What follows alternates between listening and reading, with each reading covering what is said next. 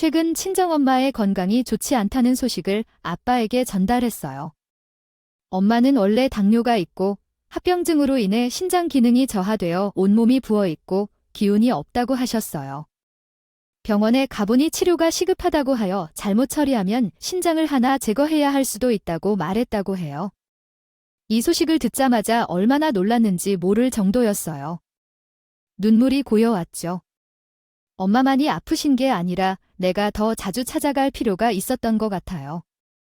엄마를 모셔서 미리미리 병원에 다니게 해야 했는데 그랬나 봐요. 시들었어요. 그래도 치료를 받으면 좋아지겠죠. 내가 자주 내려오지 않아도 괜찮을 거예요. 나이가 들면서 그런 거잖아.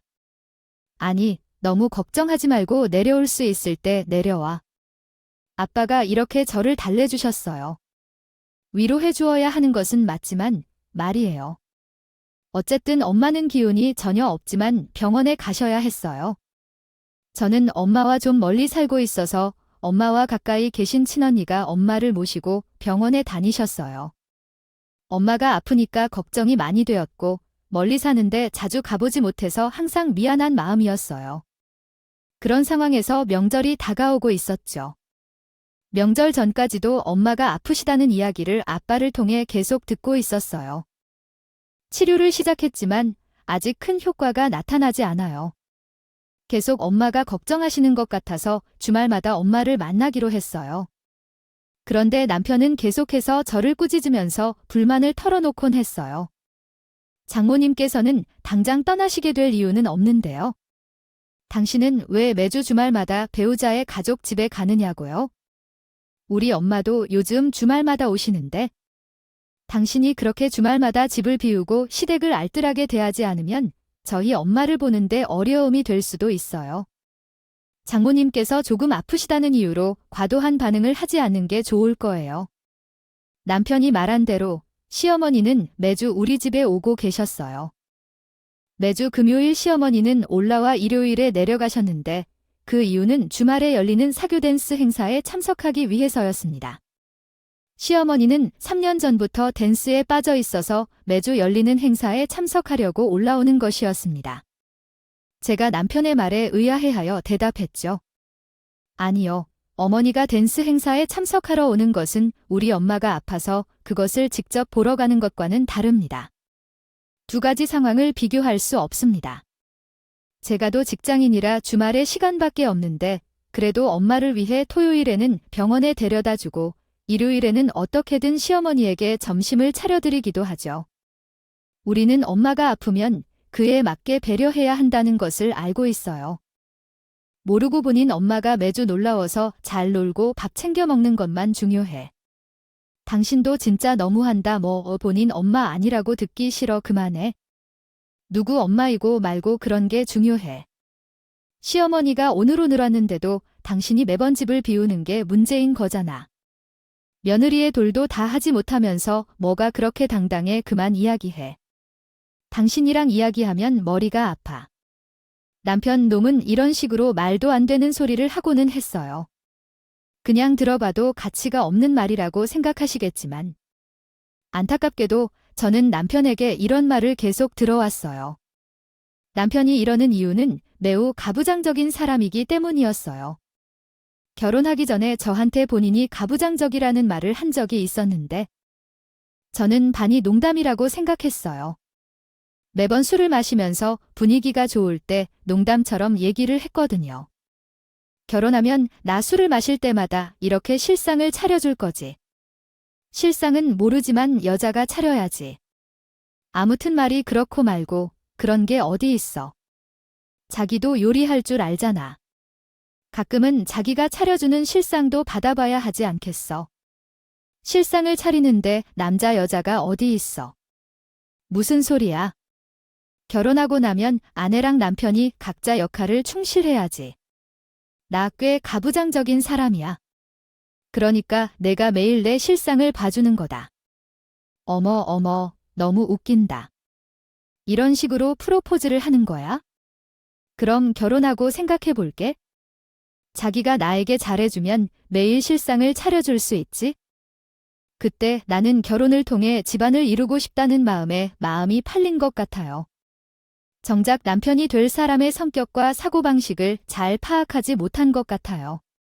그의 말들이 단지 농담이라고 생각했었는데 사고방식이 이렇게 가부장적인 것은 몰랐거든요. 지금 되돌릴 수 없는 선택을 했어요. 그래서 어떻게든 적응하며 아이를 키우고 있어요. 어쨌든 이러한 사고방식을 가진 남편은 언제나 시어머니를 우선시해야 한다고 생각하고 아내는 시어머니를 존중하며 남편을 존중해야 한다고 말했어요. 요즘 같은 시대에 어떻게 이런 사상을 가지게 되었는지는 모르겠지만 이러한 남편의 생각은 어려운 것 같아요.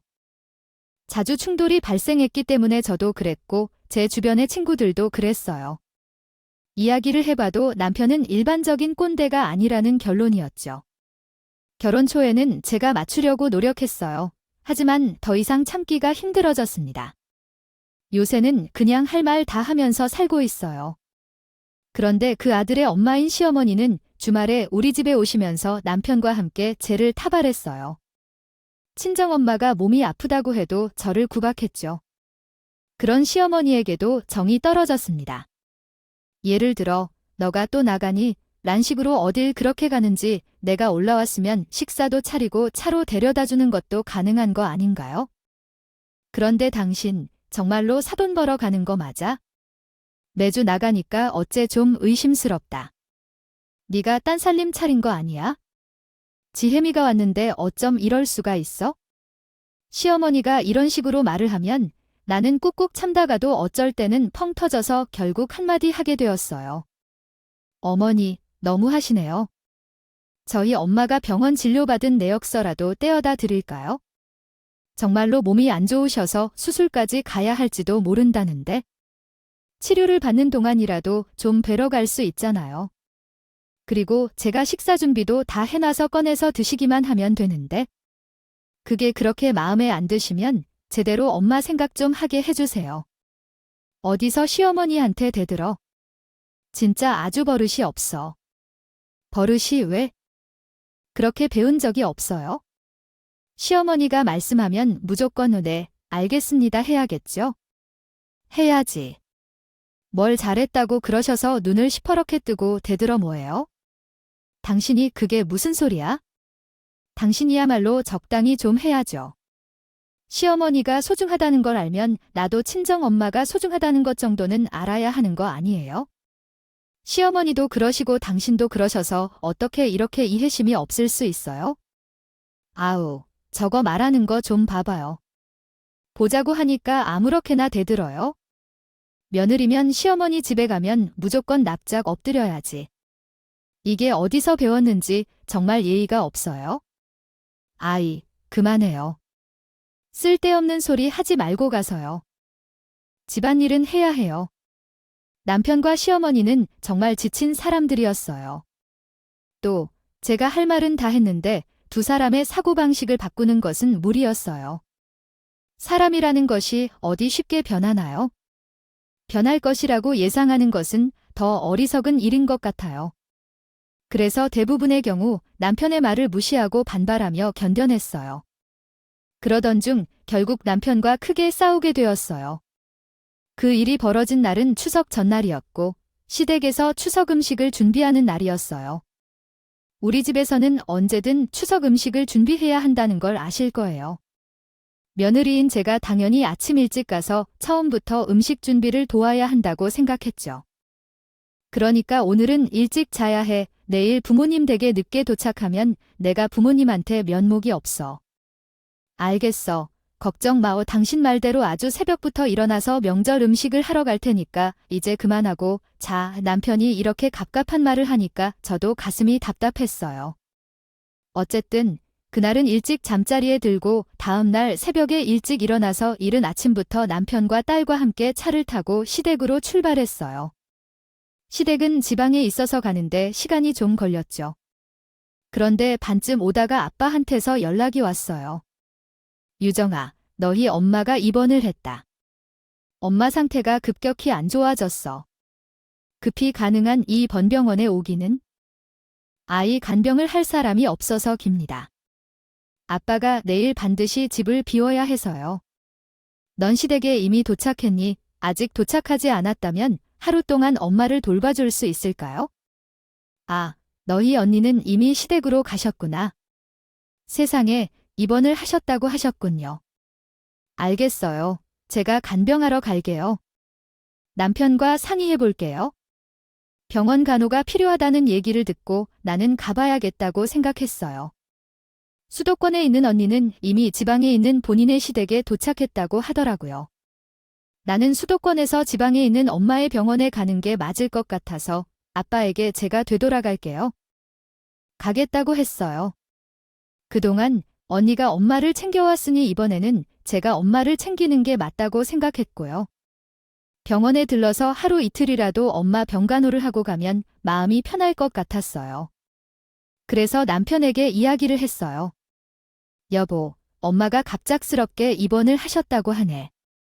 갑자기 간병인을 구하는 게 어려워서 내가 하루 이틀 병간호로 해야 될 것 같아. 어차피 가는 길이니까 엄마 병원부터 들렸다가 시댁에 내려가도 될까? 그런데 남편은 제 이야기를 듣더니 한숨을 푹푹 내쉬며 짜증스럽게 말했어요. 뭐, 당신 또 장모님 타령이냐? 아, 명절인데 친정에 먼저 가는 게 어디 있어. 당연히 먼저 시댁에 가서 인사를 드려야지. 아이고, 지금 우리 집에서 명절 음식 준비가 한창일 텐데 어떻게 그런 생각을 하냐? 장인어른도 정말 너무하시네. 매년 시댁부터 갔잖아. 우리 엄마가 아픈데 한 번 정도는 친정부터 갈 수 있는 거 아니야? 왜 그 정도 융통성도 없어? 당신 진짜 꽉 막힌 사람이다. 우리 부모님 세대에도 이 정도는 아니었을 것 같은데. 진짜 너무 이기적인 거 아니야? 이기적이야. 이기적인 건 당신이지. 명절에는 시댁에 가서 알아서 잘해야 하는데. 친정부터 가겠다고 하면서 뭐가 이렇게 당당해? 당신이야말로 못 말릴 사람이야. 내가 아니라 이렇게 남편은 전혀 안 된다고 하면서 버텼지만 우리는 시댁으로 향하는 길 내내 말싸움을 이어나갔어요. 뒷좌석에서 아이가 자고 있었기에 망정이지 거의 5살짜리 아이에게까지도 보일 뻔했어요. 계속해서 싸움을 이어나가고 있었는데 뒷자리에서 자던 딸이 일어나서 쉬가 마르다고 말했어요. 그때 우리는 일단 말다툼을 멈추고 휴게소는 아직 멀게 느껴지는 길을 가야 했기에 남편은 급하게 갓길에 차를 세웠어요. 저는 차에서 내려서 아이가 쉬가 필요한 것을 돕고 뒷일을 처리하고 있었어요. 그런데 남편은 아이를 안고 차에 태우면서 이렇게 말했어요.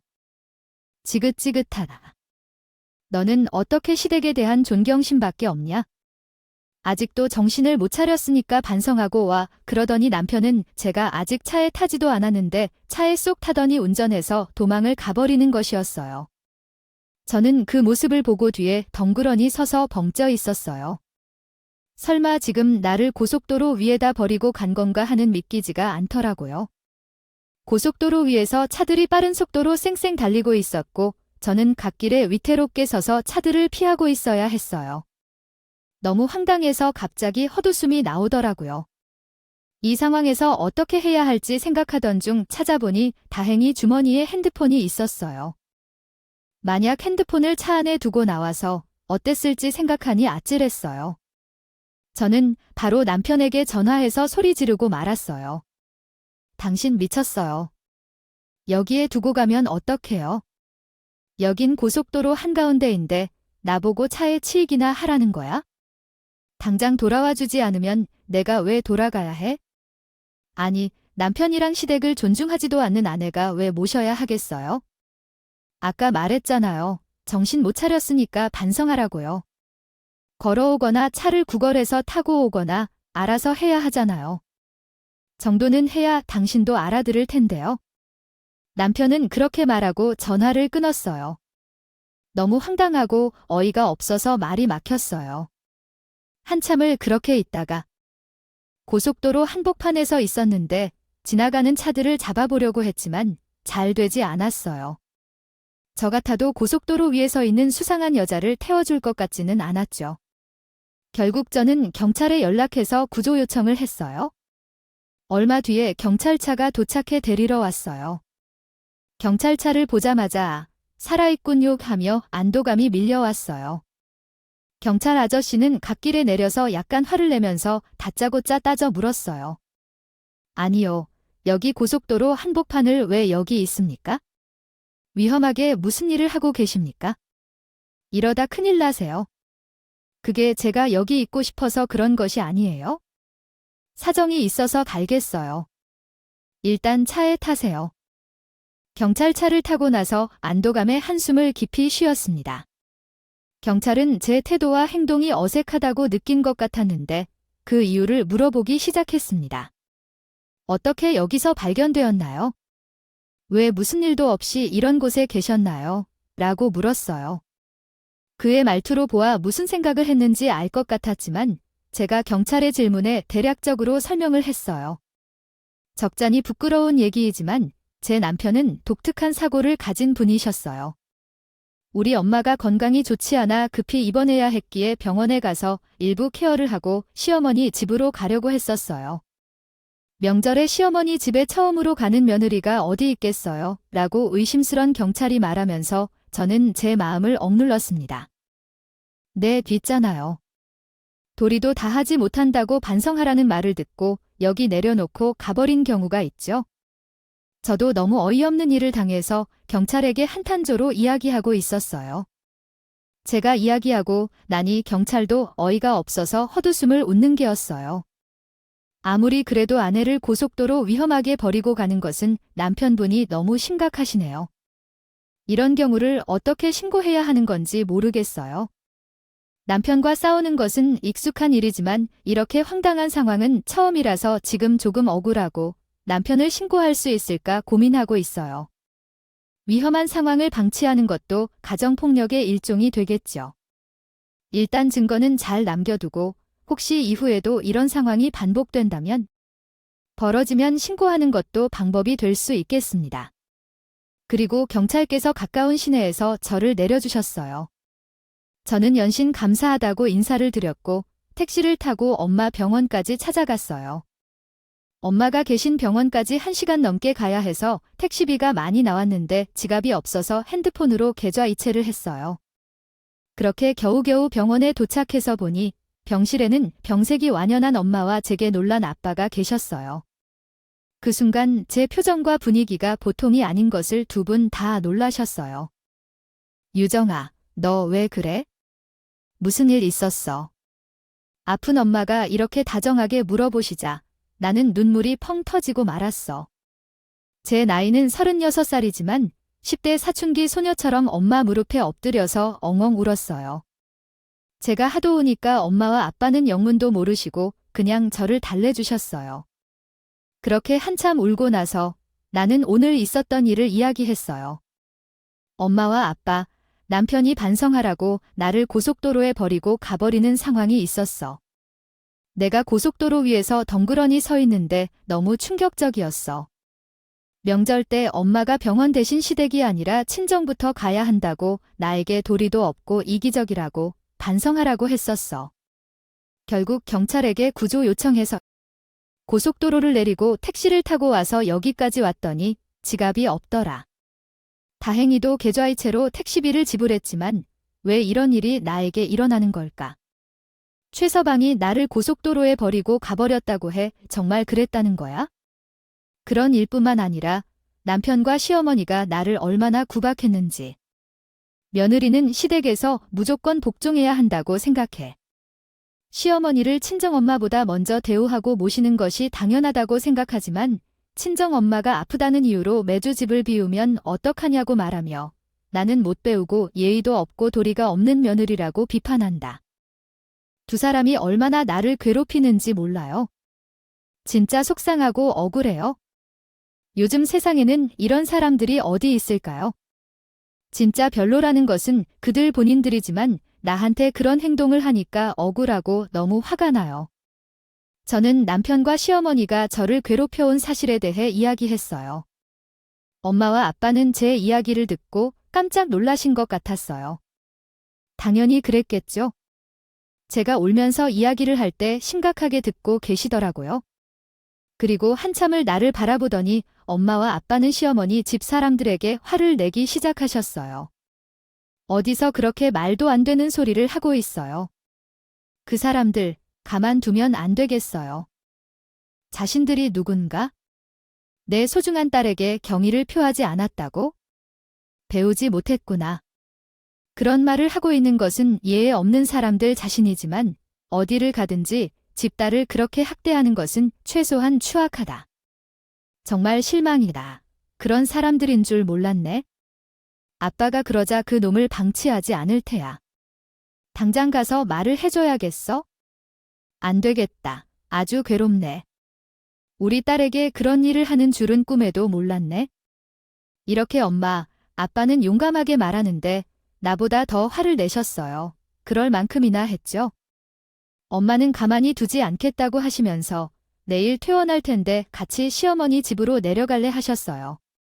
엄마의 상태가 생각보다 괜찮아서 금방 출산할 예정이야.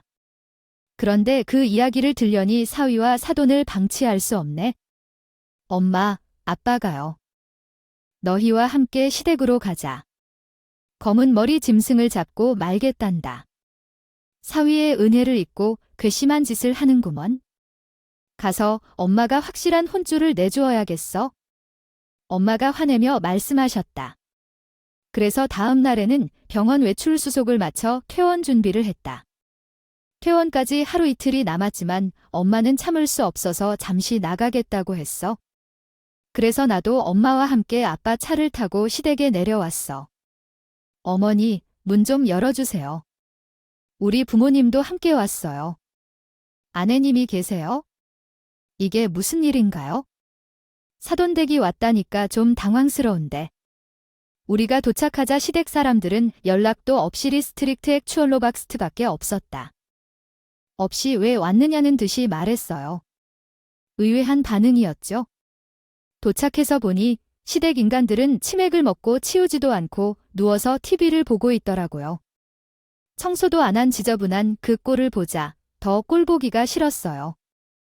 사돈께서 몸이 아파서 입원했다고 하지 않았어요. 못 움직이시는 줄 알았는데 여기까지는 어떻게 오셨대요? 여기까지 오셔야 할 일이 있었어요. 어쩐 일이세요? 정신이 어떻게 되세요? 장인과 장모님이랑 같이 오셨어요. 진정 안 갈 거였으면 그냥 여기로 오지 그랬어요. 시댁부터 하자고 내가 말했잖아. 그리고 괜히 장인과 장모님은 대체 왜 모시고 온 거야? 말 다 했어 나. 고속도로에서 버려지고 간 것에 찔리지도 않아요. 여기 와서 그 얘기를 했고 다들 알고 계시는 거야? 대충 얘기했지? 당신은 따로 와서 이렇게 했으니까 된 거잖아.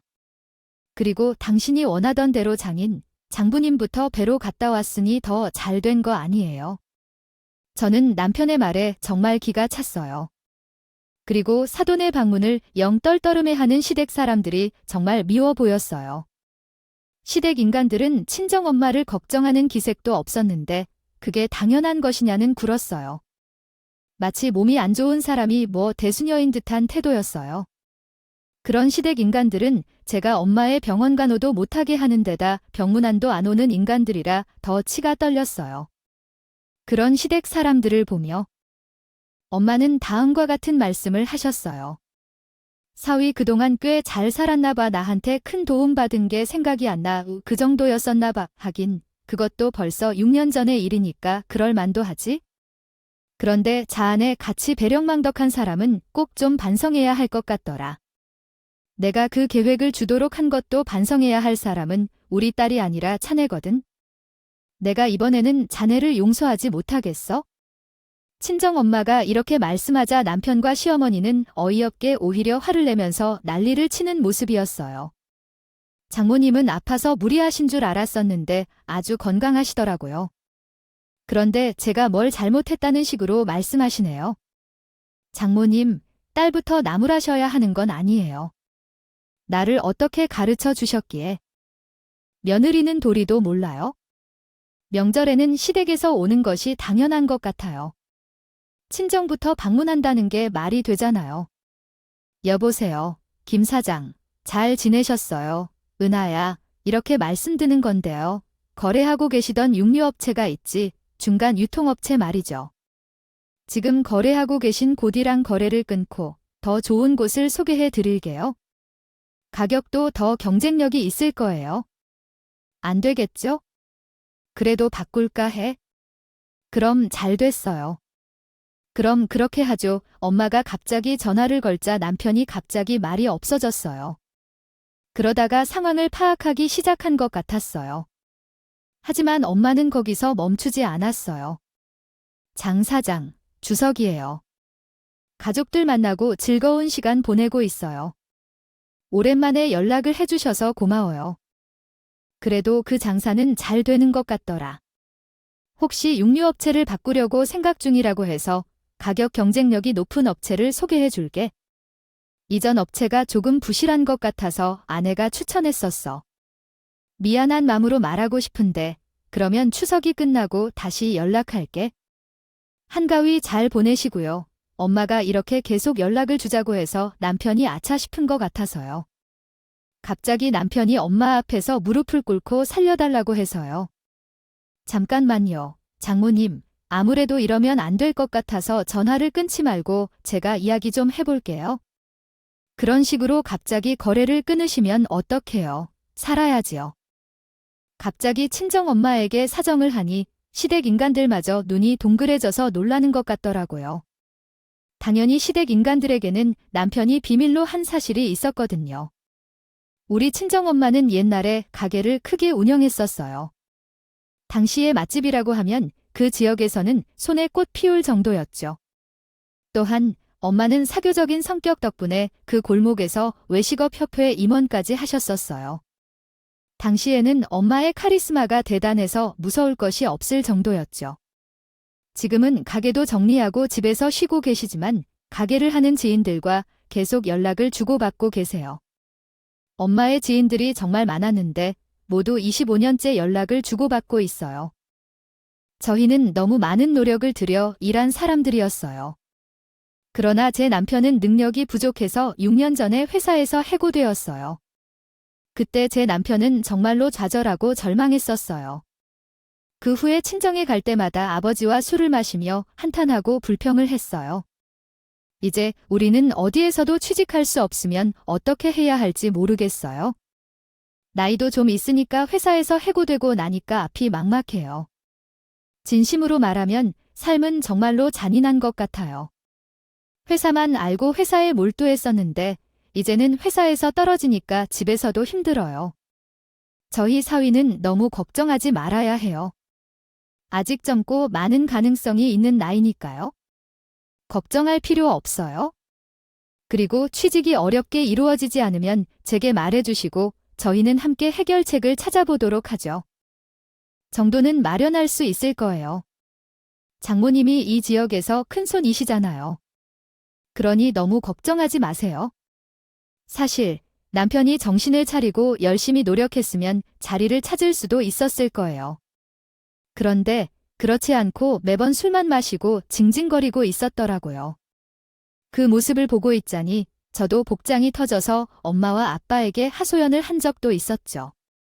그래서인지 엄마는 남편에게 기회를 마련해 주셨어요. 육류를 유통하는 가게들의 중간 업체를 남편이 차릴 수 있게 도와주신 것이었어요. 그리고 육류 거래를 하는 가게들도 전부 소개해 주셨죠. 덕분에 남편은 회사 다닐 때보다 더 잘 벌면서 재기를 할 수 있었어요. 하지만 남편은 그 가부장적인 사고방식 때문인지 본인의 자존심을 지키려고 시댁에는 이야기를 하지 말라고 하더라고요. 여보, 근데 내 사업체를 장모님이 마련해 주셨던 이야기는 우리 집에서 하지 말자. 아, 내가 그래도 남자로서 최면이지 어떻게 그런 말을 하겠어? 당신이 좀 이해해줘, 알겠지? 아이, 꼭 그렇게까지 해야 돼? 우리 엄마가 당신 도와준 건 사실이잖아. 우리 엄마가 해준 일을 비밀로 하고 당신이 다 잘한 것처럼 꾸며서 말하겠다고. 아참, 이해할 수가 없네. 당신은 뭘 몰라서 그래? 남자들한테는 지켜야 할 곳이 있단 말이야. 내가 그렇게 해야 부모님 댁에 가서도 자신감이 생기지. 아, 하여간 잘 모르면 그냥 내 말대로. 입국하고 있으니 알겠지? 솔직히 말해서 남편의 그 미미한 자존심은 별로였어요. 하지만 사업이 어떻게 성공했는지에 대한 이야기는 언제든 시댁에서 할 수 있는 기회가 있을 거라고 생각해서 우선은 남편의 부탁대로 입을 다물었죠. 그러자 남편은 시댁에 가서 본인이 사업을 다 해냈던 것처럼 이야기를 했어요. 아, 내가 이 사업이 성공할 줄 알았다니까? 내 후배 중 하나가 육류 가공업체에서 일하는데 중간 유통업체들이 돈을 잘 번다고 하더라고요. 그걸 기억해두다가 한번 시도해봤는데 오픈 첫날부터 가게들이 자기들과 거래를 하자는데 너무 바빠서 회사를 그만둔다니까요. 진작에 이렇게 사업을 했으면 어땠을까 싶네요. 우리 아들이 정말 똑똑해서 놀라운데 누구를 닮았을까요? 다니면서 이렇게 뛰어난 능력을 보여줄 줄은 몰랐네요. 사업이 잘 되어서 회사 다닐 때보다 훨씬 좋아졌어요. 정말 다행이에요. 그럼요, 회사 다닐 때보다 두세 배는 더 벌고 있어요. 제가 이렇게 능력 있는 줄 알았다니 엄마한테 믿음을 줘야겠어요. 매달 용돈도 많이 주고 싶어요. 우리 아들 정말 최고예요. 고마워요, 엄마. 여기서 예전부터 내가 너를 믿게 되어서 너에게 고마워한다고 말해야 될 것 같아요. 하지만 아버지가 사실과 다른 말을 하니 참 어이가 없었어요. 저는 얼굴을 찌푸리면서 아무 말도 하지 않았어요. 그래도 너무 어이가 없어서 한 번은 엄마에게 이야기를 했던 적이 있어요. 엄마, 남편이 글쎄 시댁에 가서 본인이 사업을 다 했다고 자랑을 하고 있잖아. 나한테는 시댁에 가서 장모님이 다 해주셨다고 말하지 말라면서 입단속까지 하더라니까. 그 자존심이 뭔지 그런 행동을 보면 정말 오만정이 다 떨어질 때가 있는 것 같아. 진짜 너무 별 볼 일 없는 행동이야. 왜 그러는지 이해가 안 가우 그래. 아이 그렇구나 하며 내 남편의 행동을 이해해야겠어. 어쩐지 사돈댁이랑 연락을 주고받을 때도 특별한 언급이 없더라. 하지만 어차피 사돈댁이랑 왕래가 자주 있는 것도 아니니까 남편의 자존심은 존중해주는 게 좋을 것 같아. 남편이 가장으로서의 역할을 중요시하는 사람이니까 그 정도는 봐주는 게 좋겠지? 그냥 싸운 걸 너무 신경 쓰지 말고 가만히 있어야겠어. 그렇게 하고 넘어가기로 결심했습니다. 남편의 그런 행동은 제 마음에 안 들었지만 엄마가 너그럽게 대해주신 덕분에 그냥 지나쳤어요. 과거에 있었던 일이 있음에도 불구하고 남편은 여전히 변화 없이 자존심과 가부장적인 사고방식을 고수하고 있는군요. 그러한 남편이 지금도 이해할 수 없는 일을 하고 용서하기 어려운 행동을 하자 엄마도 분개하셨습니다. 제 남편은 아무 일도 없다고 생각하는데 제 마음에 남는 일들이 아직 많이 남아 있습니다. 진작에 우리 딸에 대해 잘해야 했단 말씀이신데 자네가 우리 딸을 지나치게 구박했다고 하니 이해 없고 제대로 배우지 못했다고 하시는군요. 울 부어도 아픈데 병원 도담도 하지 못하게 하면서 심지어 고속도로에 내 딸을 버리고 가. 내가 어떻게 키운 내 딸인데 위급한 상황에서 고속도로에 버리고 가느냐? 뭐 흔들 상식적인 짓을 하면서 내 딸한테 못 배웠느냐? 뭐 그런 소리를 하느냐?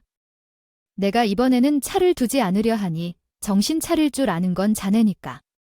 한번 정신 차릴 것이 있으면 찾아보게. 엄마는 남편과 나개들의 계속된 연락을 돌렸어요. 우리 친모도 정말 대단하셨다. 사돈댁이 떡하니 버티고 앉아 남편의 나개를 모두 끊으신 걸로 비해 나개와 시댁 사람들이 어떻게 해야 할지 모르더라고요. 아들과 시어머니까지 붙어서 클리어했고 말려 하다 보니 서로를 피게 됐어요. 정말 장관이었어요. 그 모습을 보니 제가 웃음이 나더라고요.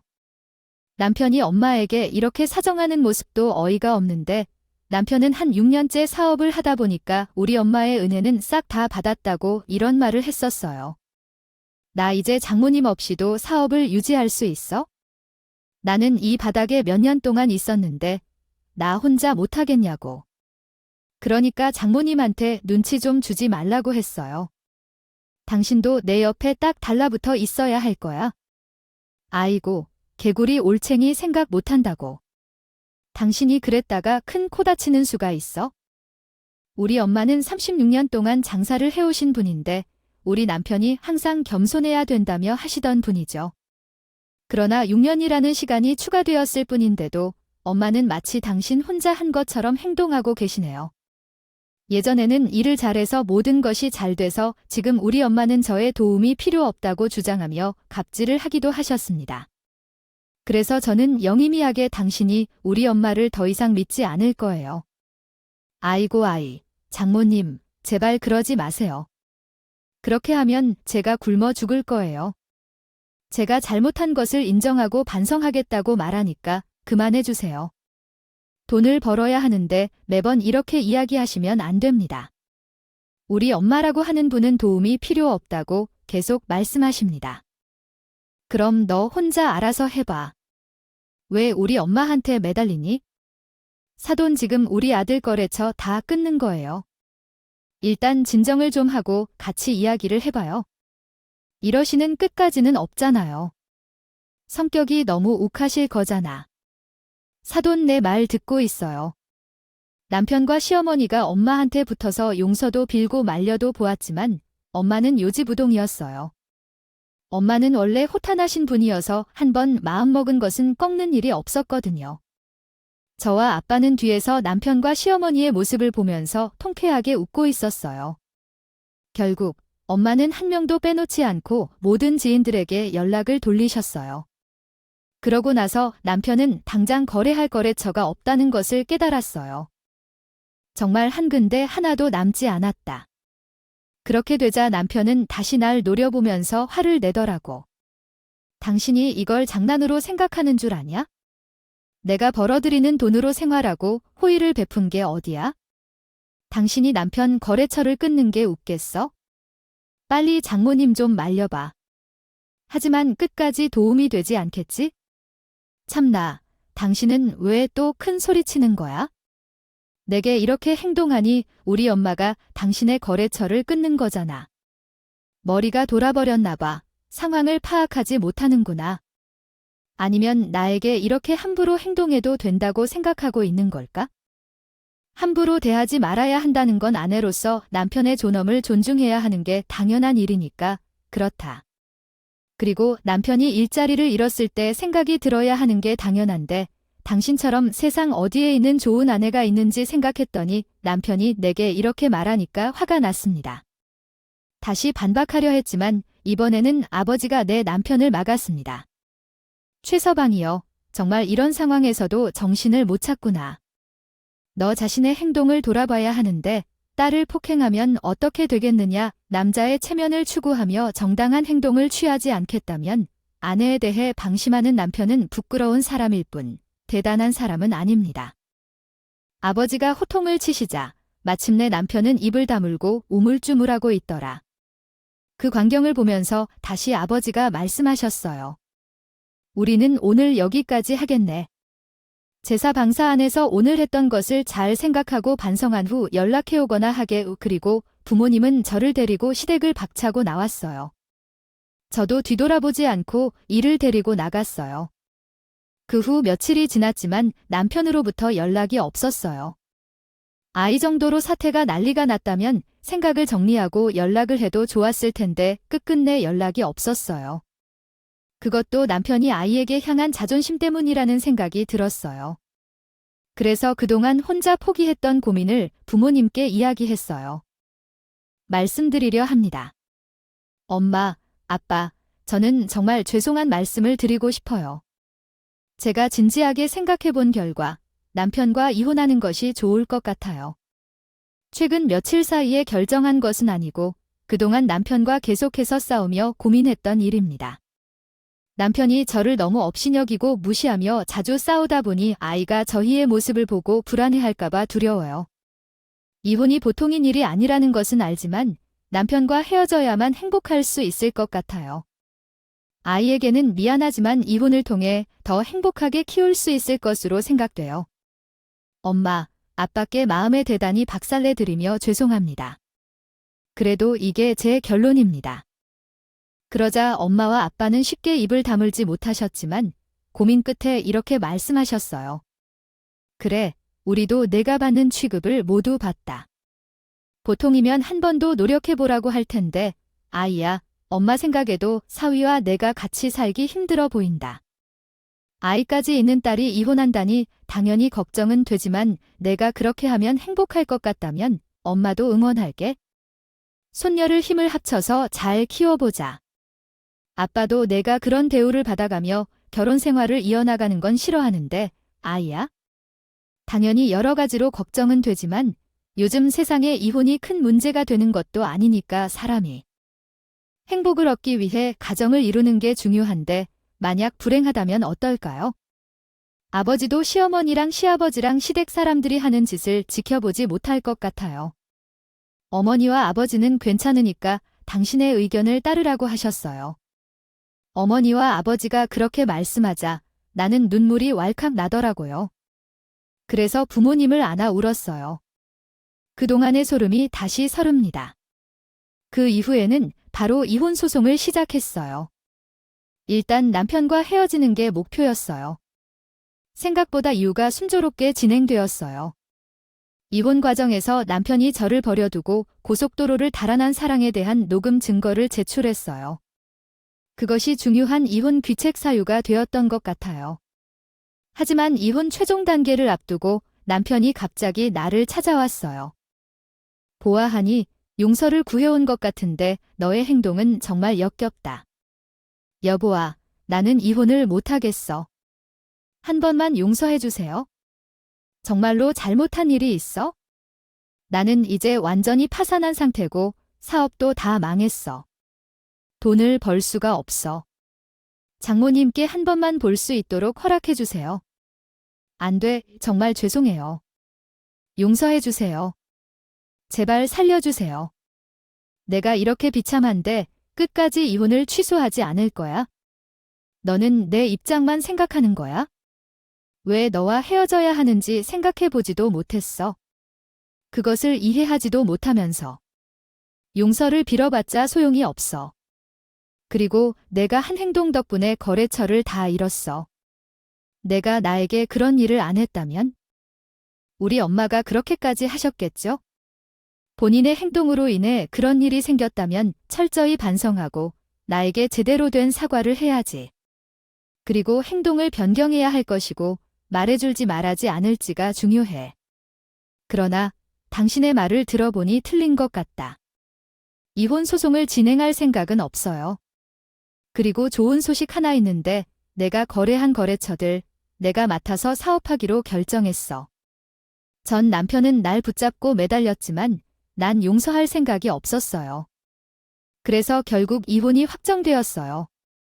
결국 전 남편은 돈을 벌 수 없는 상황에서 저에게 양육비까지 지급해야만 했어요. 전 남편은 시댁으로 내려간 것 같았는데 돈을 벌지 못하니 시댁집을 팔게 되었을 거예요. 돈이 후달리는 삶을 산다는 것 같았어요. 그 사실은 이전 시어머니가 걸어온 전화통화로 알게 되었죠. 얘야, 너는 뭘 잘했다고 우리 아들한테 이혼 소송을 하고 그렇게 많은 돈을 뜯어가냐? 애초에 너랑 내 어미 때문에 우리 아들이 지금 돈도 못 벌게 된 거 아니야? 너한테 양육비 주려면 우리 집을 팔게 생겨서 나는 돈 못 주겠다.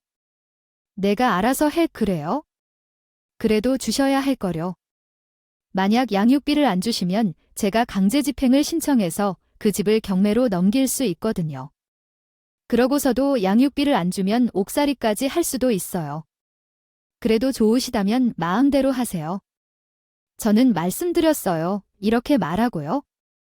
전화를 끊자마자 이전 시어머니에게는 더 이상 연락하지 못했더라고요. 그리고 전 남편은 돈을 어떻게 마련했는지는 모르겠지만 양육비를 매달 꼬박꼬박 보내기 시작했어요. 처음에는 어떻게 돈을 벌어서 보내는지 궁금했지만 얼마 후에는 술에 취한 전 남편이 전화해서 궁금증을 해결했어요. 여보, 내가 잘못했어. 나 진짜 너무 힘들어. 우리 부모님 집도 팔고 나는 일용직으로 근근히 돈을 벌고 있단 말이야. 내가 정말 열심히 살고 있거든. 근데 돈 버는 게 왜 이렇게 힘드냐. 나랑 다시 합치면 안 돼. 그때가 좋았잖아. 그때가 좋았던 것은 너 혼자겠지? 정말 단단히 착각을 하고 있네요. 사정이 이제 내게 알 필요가 없으니 멈춰 끊어라. 끊어 앞으로는 너랑 통화할 일이 없을 거야 매몰차게 전화를 끊고 전 남편의 연락도 차단했어요. 이제는 전 남편과 연락할 일이 없을 거라고 생각하기 때문에 속이 다 시원했어요. 전 남편이 그렇게 힘들게 살고 있다는 얘기에 인과응보라는 생각이 들었고 불쌍하지 않았어요. 내가 지금까지 받은 상처만큼 전 남편도 고통을 겪을 것이라고 생각했거든. 그 후로 나는 오히려 예전 마음의 고통을 벗어나게 되었어요. 과거의 무거운 감정을 버리고 상쾌한 마음으로 살아갈 수 있게 됐어요. 엄마는 차차 건강을 회복하셔서 지금은 훨씬 좋아졌어요. 얼마나 다행한지 모르겠습니다.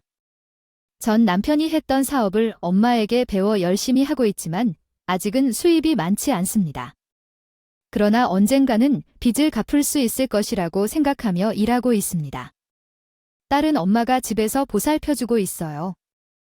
저는 지옥 같았던 시댁 인간들로부터 벗어나서 얼마나 행복한지 모르겠습니다.